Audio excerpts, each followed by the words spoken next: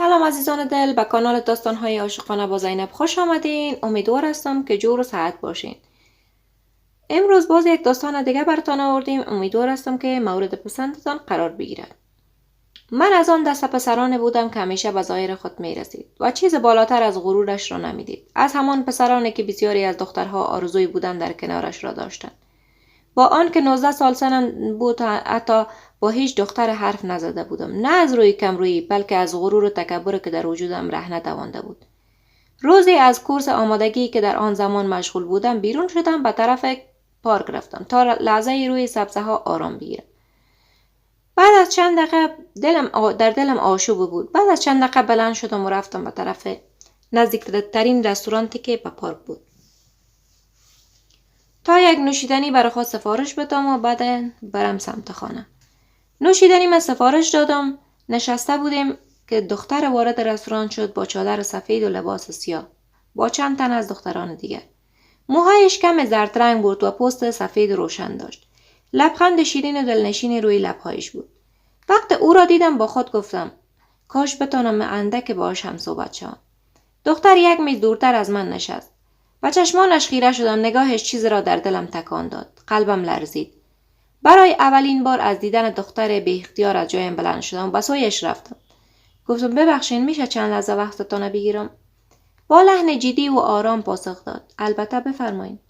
با شنیدن آن لحن جدی در دل خود گفتم شاید بتونم اندک دلش به دست بیارم.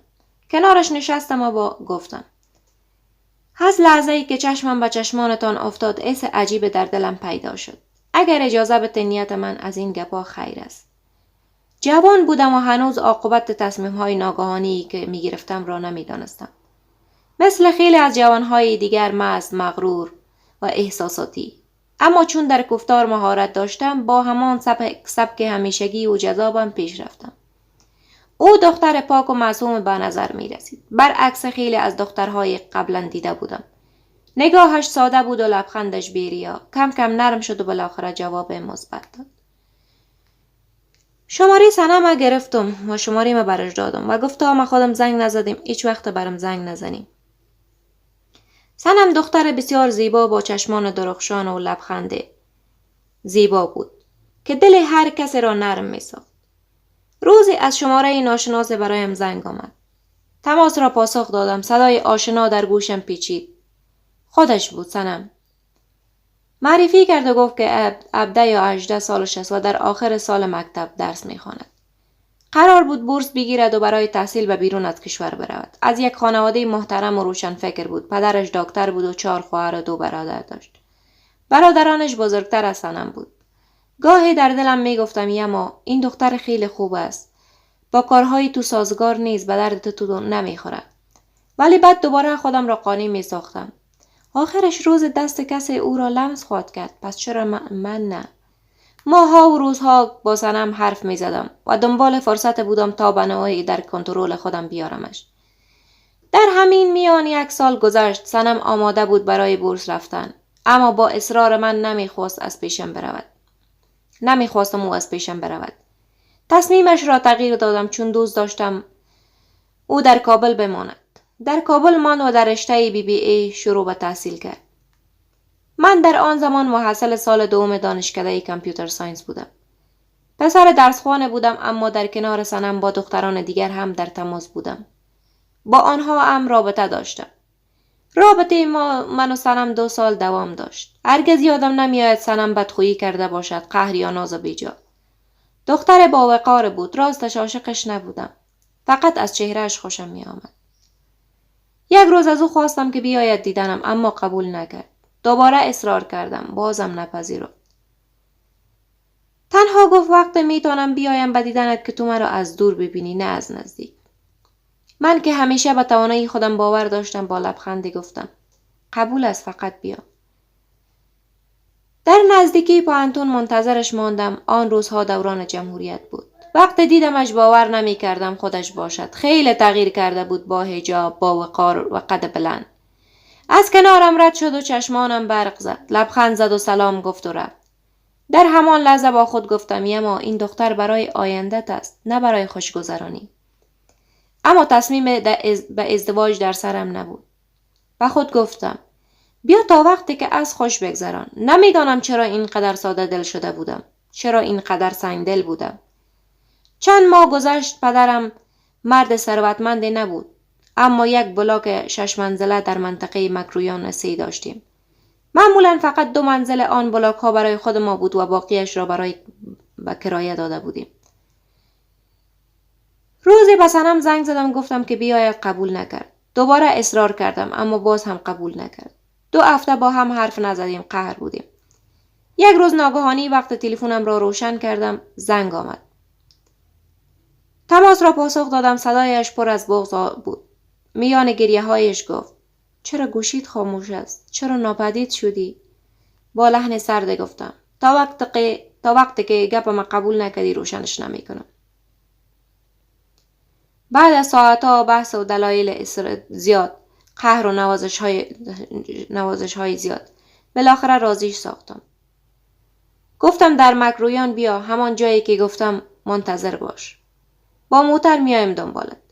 تقریبا ساعت 12 ظهر بود. رفتم در کنار سرک ایستاده بود. برای دومین بار بعد از 2 سال. اما در درونم هیچ احساس نبود. نه شوق نه عشق. فقط یک حس پوچ. سرد. به نام هوس. سوار شد و سلام کرد. با صدای آهسته‌ای که خسته به نظر می رسید.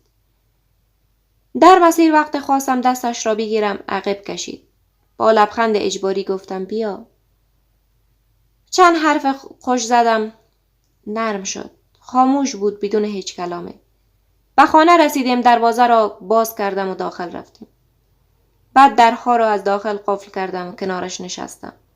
آهسته دستش را گرفتم و بوسه بر دستش زدم. بی آن که بفهمم کجای کارم درست و کجای کارم اشتباه بود. رفتاری کردم که نباید می کردم. خواسته یا ناخواسته از مرزهای عبور کردم که برایش مقدس بود. او گریه می کرد بی صدا با قیقای بریده. گفتم ما خود جایی نرفتیم. خودت می فهمی که خیلی دوست دارم. در آغوشم گرفتمش و پیشانیش را بوسیدم. چند دقیقه سکوت بود. فقط نفسهایش بریده به گوشم می رسید. گفت چرا به زوری کار کردی؟ گفتم چون میخواستم دلم جمع شود از بابت تو. گفت میتونستی خواستگاری بیایی؟ گفتم نه، من فعلا تصمیم ندارم، ولی خواستم دلم از طرف تو جمع شود. با معصومیت غریبه گفت آها. و بعد پرسید خب دلت جمع شد؟ گفتم بله. سکوت کرد و گفت کی میایی خواستگاری؟ گفتم حالا تو برو خانه، دیر شده. باز در موردش حرف میزنیم. با دل ناشاده برخاست. آهی کشید و چیز نگفت و رفت. اما آنجا انسانیت من جا ماند. من به هدفم رسیده بودم، اما هر وقت یادم می آمد دلم اندکی برایش می سوخت. سیم کارتایم را شکستم و گوشیم را خاموش کردم. گفتم تمام شد این قصه. روزی از دانشگاه به سوی خانه رفتم. نزدیک خانه بودم که چند موتر ایستاده بود. فضا عجیب سنگین بود. دروازه را باز کردم. در حولی صنم ایستاده بود با چند مرد و شکمش بالا آمده بود. بله، او حامله بود.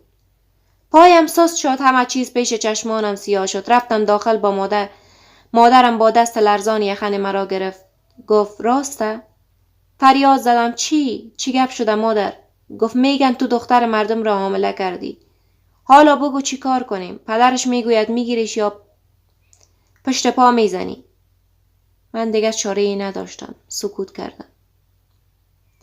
عزیزان دل، شما در جریان هستید که کانال ما جدید است و من نمیتونم یک ویدیوی طولانی برای شما آپلود کنم. پس ادامه داستان در قسمت بعدی شنونده باشید. الان نگهدارتان.